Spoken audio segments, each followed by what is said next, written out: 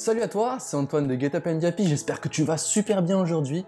Alors là, j'ai envie de parler d'un sujet qui pique un petit peu, mais qui est pourtant réel, quelque chose que j'ai remarqué il n'y a pas longtemps, que j'ai vécu aussi surtout, et que beaucoup de gens qui font beaucoup de développement personnel peuvent vivre ou ont déjà vécu.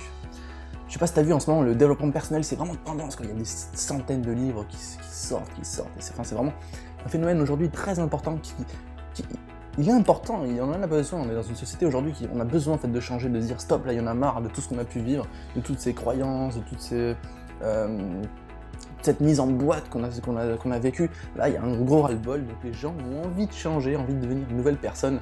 Donc le développement personnel c'est une bonne chose. Par contre, il y a deux dangers que j'ai pu découvrir.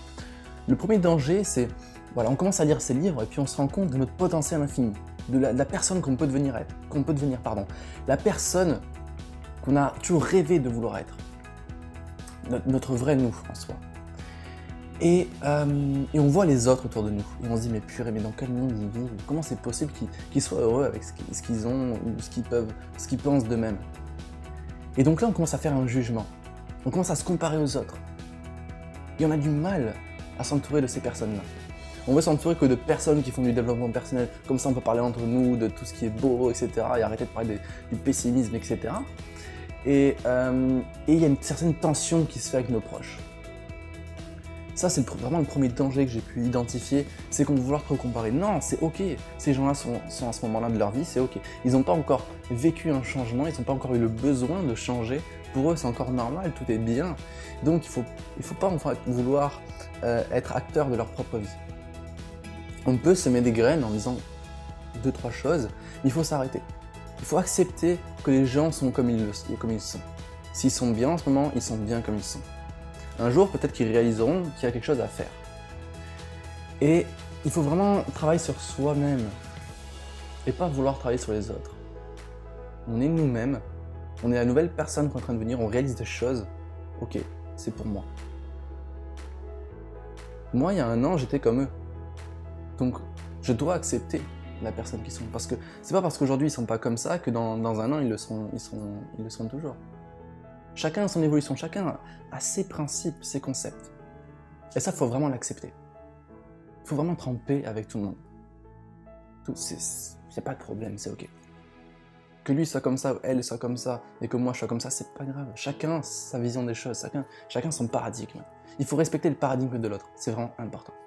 C'est le premier danger en fait, du développement personnel, c'est la séparation des proches, des amis, etc. Parce qu'on se dit, c'est pas possible. Bah si, c'est possible. C'est vraiment possible, c'est juste nous-mêmes. Accepter, vraiment. Accepter la différence. Et deuxième danger, il n'est pas moindre. Je dirais même qu'il est plus important que le premier. Parce que le premier, on peut avoir le besoin de se séparer de ses amis pour se centrer sur soi-même, pour travailler sur soi-même, avant de revenir en étant une meilleure personne. En soi, c'est pas un mauvais de se reculer un peu, de se dire, je prends du recul, je m'étudie, je travaille sur moi et après je reviens.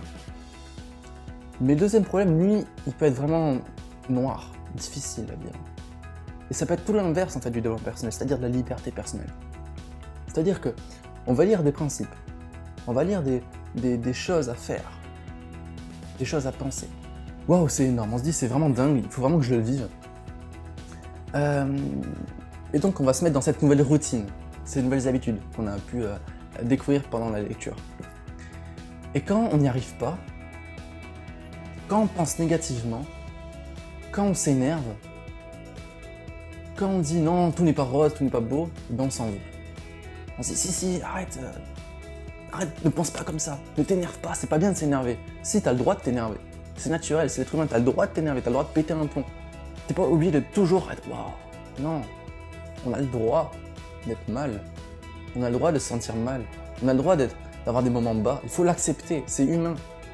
Et le développement personnel, quand on le prend trop catégoriquement, on se dit j'ai plus le droit de faire ça, j'ai plus le droit d'être comme ça. Mais c'est pas vrai. C'est l'origine humaine. On a le droit d'être comme on est. En changeant juste, c'est un petit peu ses pensées. Penser positif, oui, c'est bien. C'est bien, ça aide, ça sort de situations difficiles. On a le droit de temps en temps de se lâcher. J'en ai marre. A contrario, en fait, on baisse sa confiance en soi. en se disant purée, ce matin j'ai pas été capable de me lever à 5h30 pour faire mon Miracle Morning. Purée, aujourd'hui j'avais noté dans mon carnet de notes que je ferais ça, je l'ai pas fait. Purée, j'avais promis qu'aujourd'hui je serais zen, je l'ai pas été. Et en fait, on s'écrase petit à petit. Et pour moi, c'est ça le gros danger du développement personnel. C'est qu'on baisse notre estime de soi. Parce qu'on dit j'ai pas été capable. Mais ça, c'est pas grave. Le développement personnel ne veut pas dire être la perfection. La perfection n'existe pas. Ça, il faut vraiment en prendre conscience. La perfection n'existe pas. Tu as le droit d'être qui tu es, d'être la personne que tu es. Point barre. Tu es une nouvelle personne, tu es bien dans ta peau, tu es mieux. Et tu as le droit d'avoir des défauts. On a tous des défauts. Regarde, prends une personne que tu vénères. Peut-être pas vénérer, mais que tu admires, voilà, plutôt admirer. Une personne que tu admires, waouh, tu la respectes. Je sais pas, ça peut être un acteur, quelqu'un de ta famille, waouh. Mais creuse un peu, cette personne elle a des défauts. Et pourtant elle a réussi, pourtant c'est la personne que tu admires. Alors admire-toi, toi-même. Si tu admires quelqu'un qui a des défauts, pourquoi tu t'admires pas, toi, malgré tes défauts? Accepte tes défauts. Et tu verras que tu vas devenir une nouvelle, belle personne. Qui aura compris de nouveaux paradigmes, une nouvelle façon de penser, tout en étant soi-même. Et c'est ça, la clé du développement personnel. On dit toujours, il y a le club des 5%. 95% des gens sont malheureux, 95% des gens ne vivent pas la vie qu'ils veulent. Et on se dit, moi, si je fais du développement personnel, je suis parti des 5%. Non, tu n'y es pas encore. Le moment où tu atteins les 5%, c'est le moment où tu vis avec tes paradigmes, ta façon de vivre, et que tu es de nouveau venu une belle personne. Mais en restant toi-même. Et ça, c'est le club des 5%, c'est le club du bonheur. J'espère que cette vidéo t'aura inspiré, j'espère qu'elle t'aura rassuré un petit peu et vraiment lâche-toi. Fous-toi la paix. Sois la personne que tu es tout simplement. Ne cherche pas à devenir une autre personne, cherche à devenir toi-même, ton vrai toi, ton enfant intérieur.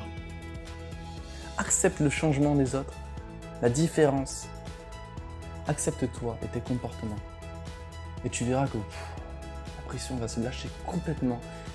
Et là, tu vas goûter au vrai bonheur, à la vie. N'oublie pas de me suivre sur tous les réseaux sociaux, de partager cette vidéo, de mettre un j'aime, de t'abonner. Ça me ferait vraiment trop plaisir, c'est un beau soutien, ça te permet aussi d'être au courant de chaque vidéo qui va sortir. Je te dis à très vite et n'oublie pas que tu es une personne vraiment extraordinaire. Et je veux insister là-dessus. Tu as des défauts. Les personnes qu'on admire ont des défauts. Les plus belles personnes de ce monde, les gens qui ont le plus réussi dans ce monde, ont des défauts. Accepte tes défauts. Tu as le droit d'en avoir. Tu es une personne extraordinaire. Ça, c'est super important. Tu le crois pas encore, mais sache que tu l'es. Ciao.